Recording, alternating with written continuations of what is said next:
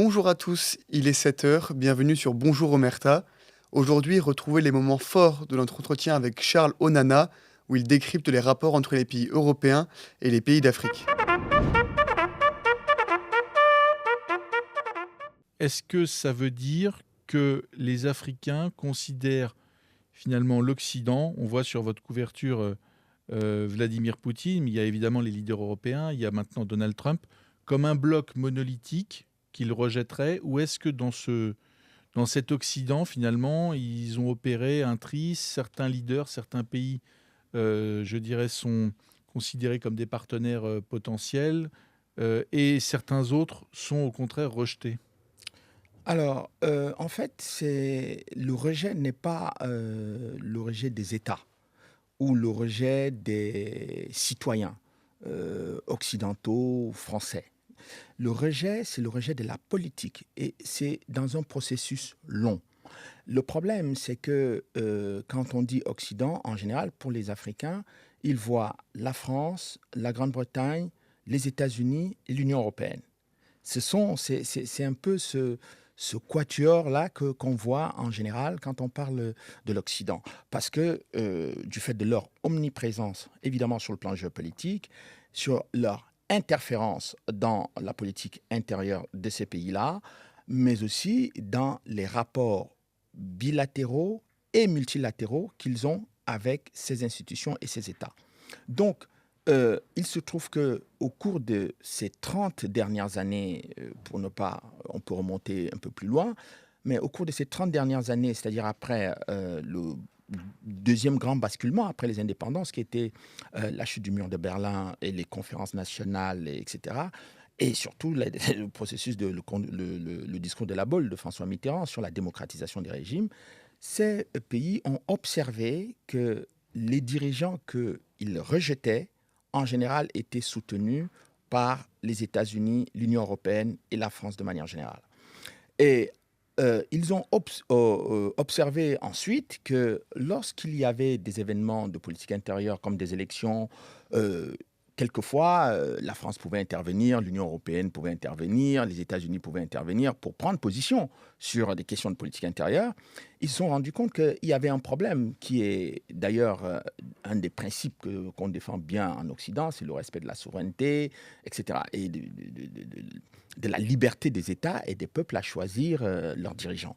Et ils ne comprenaient pas pourquoi il y avait constamment ces interférences, etc. Et donc, au fur et à mesure de ces interférences, des accumulations, des frustrations euh, dans ces pays-là, eh bien, ils ont non seulement commencé à rejeter leurs propres dirigeants, mais ils se sont mis aussi à rejeter la politique qui était celle de la France, de l'Union européenne ou des États-Unis par rapport aux États qui étaient concernés, soit par des changements politiques, soit par des changements, des volontés de changement de régime. Qu'est-ce qui est reproché aujourd'hui aux pays en fait européens? Vous parliez de l'Union européenne, Paris, Londres. Qu'est-ce qui leur est reproché aujourd'hui? Est-ce que c'est le passé colonial ou est-ce que c'est autre chose, l'attitude, la politique de ces pays depuis les indépendances? En particulier, vous parliez du basculement des années 90, il y a le tournant des années 2000. Vous parlez en particulier pour la France de Nicolas Sarkozy, vous revenez sur sa politique africaine, sur celle de François Hollande.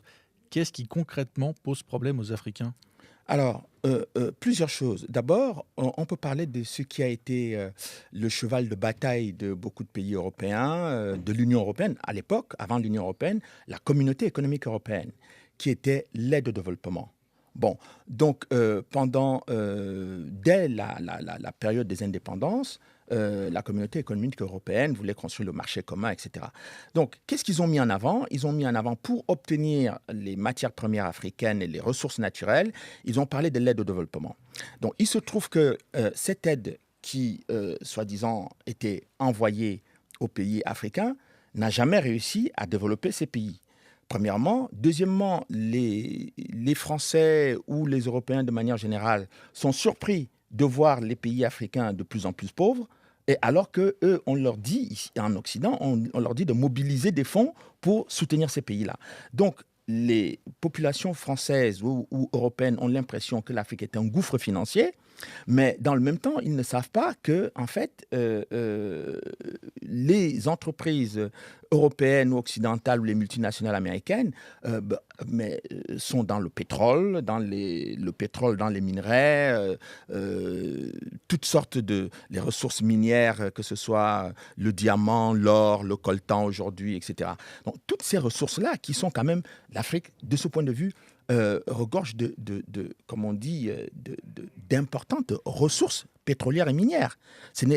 En France, c'est à travers les scandales de l'affaire Elf qu'on a découvert effectivement qu'il y avait beaucoup d'argent qui sortait du continent africain pour venir en Occident et que les États africains finançaient les partis politiques français. Bon, les Africains ont vu cette contradiction terrible entre ce qui est annoncé dans les médias comme aide, comme source de financement pour aider au développement et que concrètement, il ne se passait pas grand-chose sur le terrain.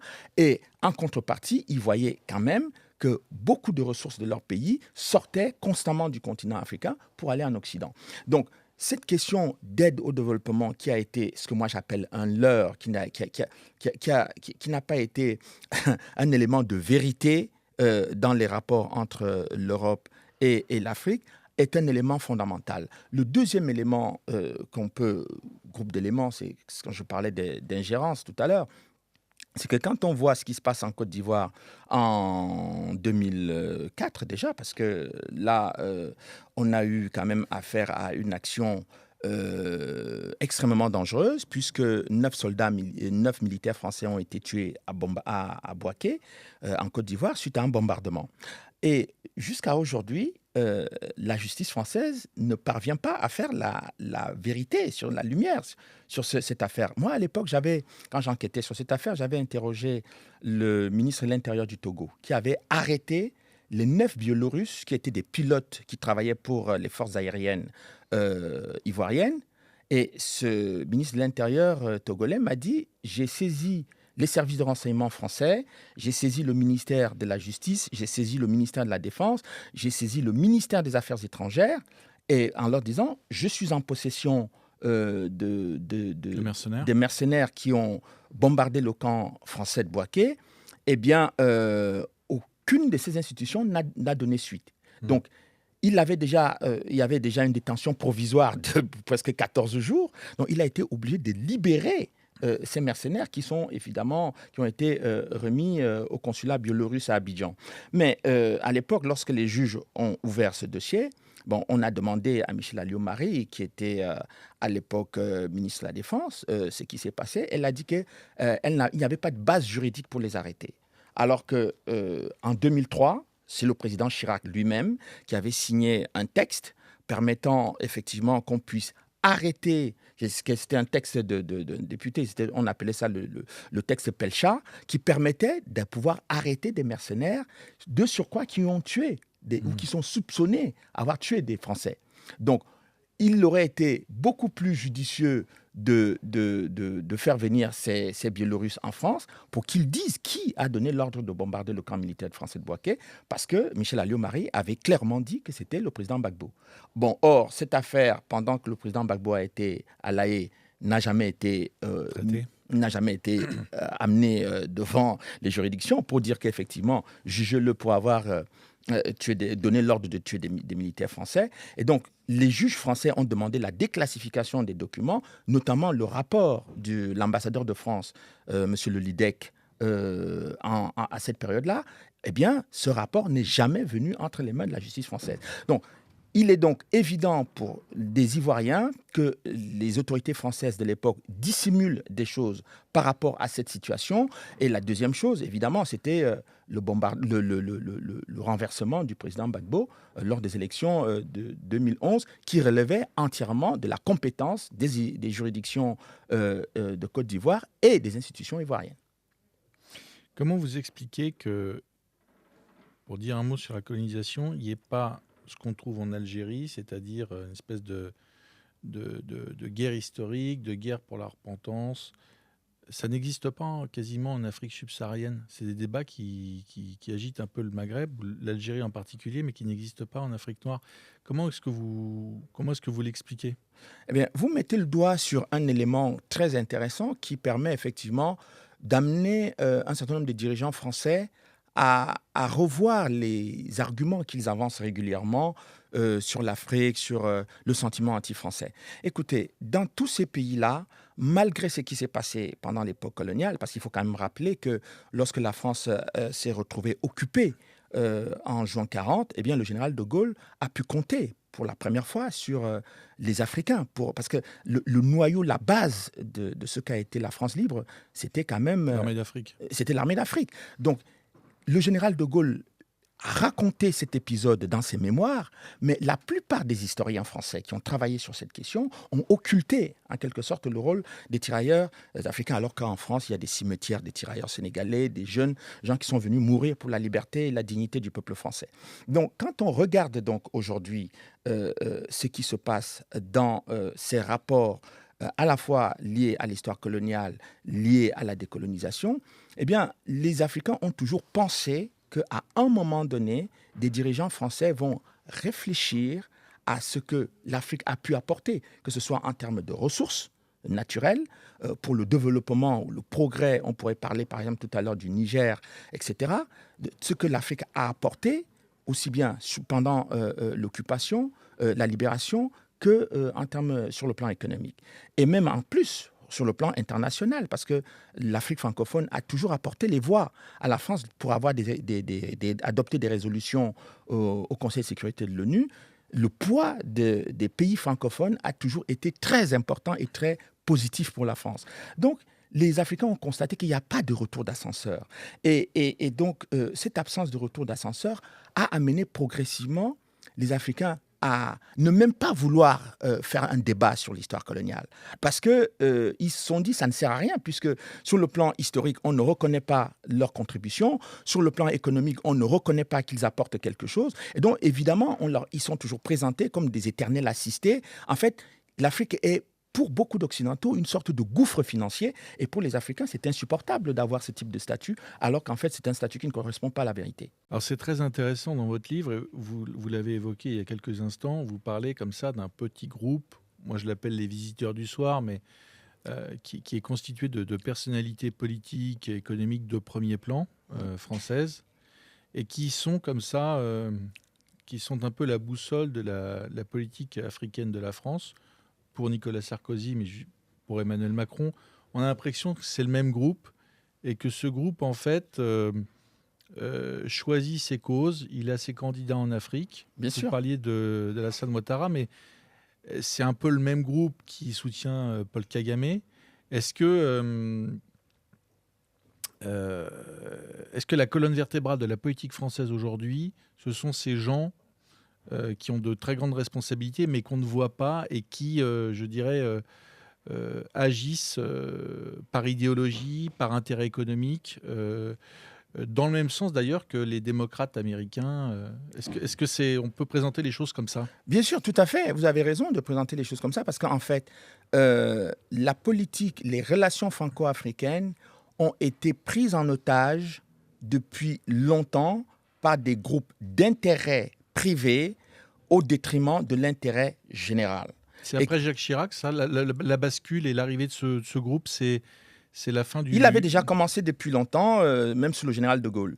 Mais la différence, c'était que le général de Gaulle avait beaucoup de personnalité, donc il a pu peser pour jouer sur certains équilibres. Il y a eu pour vous donner vraiment un exemple concret là-dessus, lorsque le président Pompidou désigne le patron des services de renseignement du SDEC à l'époque, Alexandre de Marange, d'aller essayer de casser ce noyau, un peu ce réseau d'affairistes, en fait, qui étouffe un peu la politique telle qu'elle devrait se faire, eh bien, Alexandre de Marange, il pense qu'effectivement, c'est quelque chose de grave.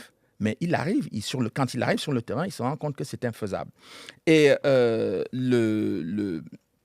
un autre patron des services de renseignement, cette fois-là sous Mitterrand, va être confronté à cette même situation. Donc, le patron le patron qui était chargé de réformer la DGSE, de restructurer le SDEC pour faire passer la DGSE, il m'a expliqué qu'il avait essayé, lui aussi, de changer ce groupe d'affairistes. Monsieur Patrice Pelat, à l'époque, qui se réclamait d'être un ami de François Mitterrand pour essayer d'avoir des marchés, des affaires en Afrique, etc. Donc, vous avez plusieurs réseaux comme ça, qui sont des réseaux qui défendent des intérêts contradictoires. Mais le problème, c'est que comme ce sont des gens qui parfois représentent la France sur le plan institutionnel, dont se prévalent de l'idée qu'ils défendent les intérêts français, alors qu'en fait, ils défendent des intérêts privés. Le meilleur exemple, c'est lorsque Sarkozy va bombarder la Libye. Il dit quoi? Il dit que c'est parce que la Libye, Kadhafi massacre ses populations, c'est pour cela qu'il va là-bas. Il y a un rapport du Parlement britannique qui dit que c'est totalement faux, qu'il y va pour des intérêts personnels, y compris des intérêts électoralistes. Il a sorti le même argument pendant les événements de Côte d'Ivoire en 2011 en disant que c'était parce qu'il fallait que la démocratie règne en Côte d'Ivoire. Mais il n'y a jamais eu ni démocratie en Côte d'Ivoire ni démocratie en Libye après ces événements. Donc, si vous voulez, ces groupes, en fait, qui défendent des intérêts privés, ont pris en otage la politique française en Afrique de façon totale et définitive, et il n'y a pas suffisamment d'hommes politiques français courageux pour remettre cela en question. Et ils n'ont pas travaillé tout seuls, ils ont travaillé avec des dirigeants africains qui sont en cohésion ou en collusion avec eux pour pouvoir entretenir évidemment ce type de rapport, obscène, qui est illisible pour le citoyen français moyen et pour l'Africain moyen. Donc, il faut que que ce soit les Français ou les Africains comprennent que ce n'est pas une histoire entre la France et l'Afrique, mais c'est une histoire entre les milieux d'affairistes. Je ne dis même pas les milieux d'affaires, parce que c'est les milieux d'affairistes, des gens qui ont envie tout seuls de s'enrichir, qui contrôlent à la fois la politique française et qui décident de contrôler les États africains et l'économie des pays africains.